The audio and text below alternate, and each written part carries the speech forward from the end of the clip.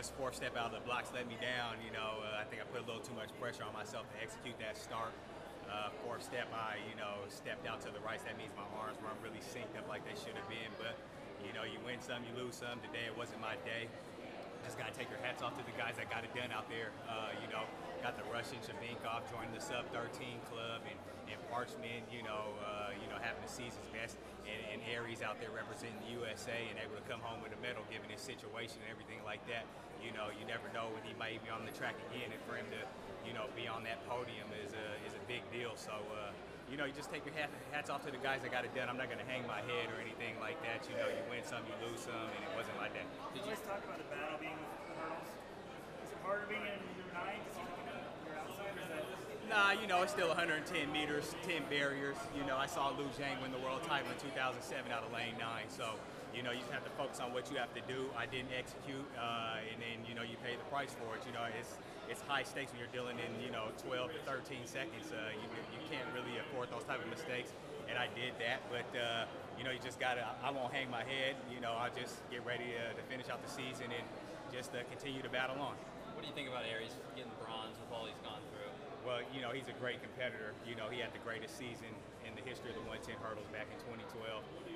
Had a, down periods, and then, to be back on the podium, I can sympathize with that. After my 2010 season, and 11 and 12 were a little bit of struggles for me, and then able to bounce back. So it's good to see him out there.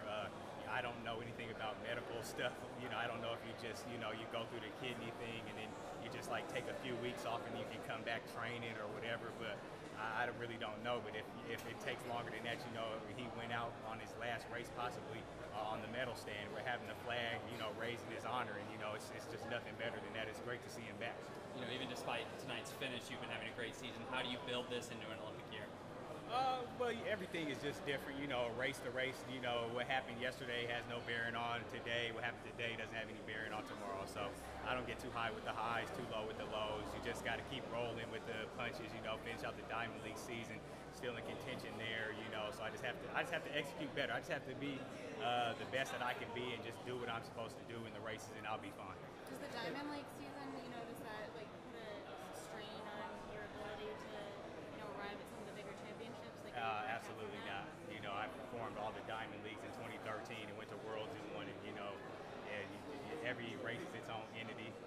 You like I said, you execute, you win some, you lose some.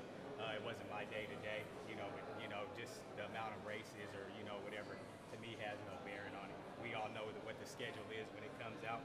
If you can't handle it, then you shouldn't participate. David, what do you say about the Team USA in this World Champs? You have no women in the hurdles making it to the podium, and you have a lot of setbacks during the championship. Is there any general conclusion?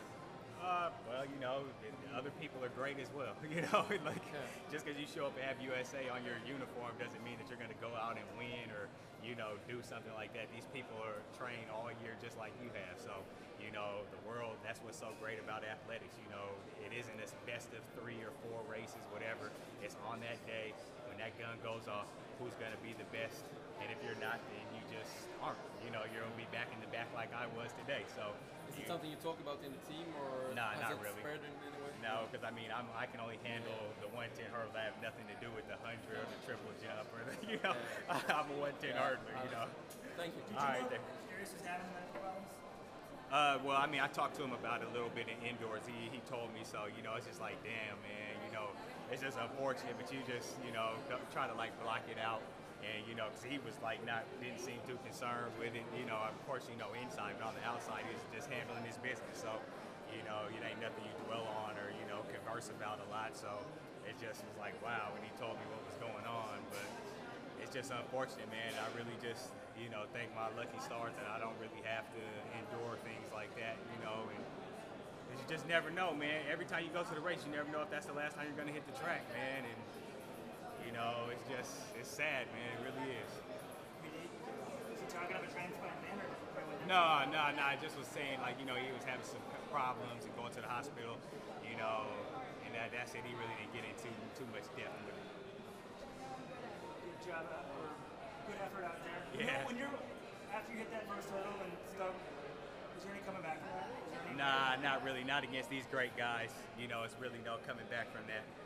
You got to just You just have to just hang in there, man. You know, it is a 10 hurdle race, but if you tear up that first one, then you're just fighting an uphill battle, and it's probably not going to go all that well for you.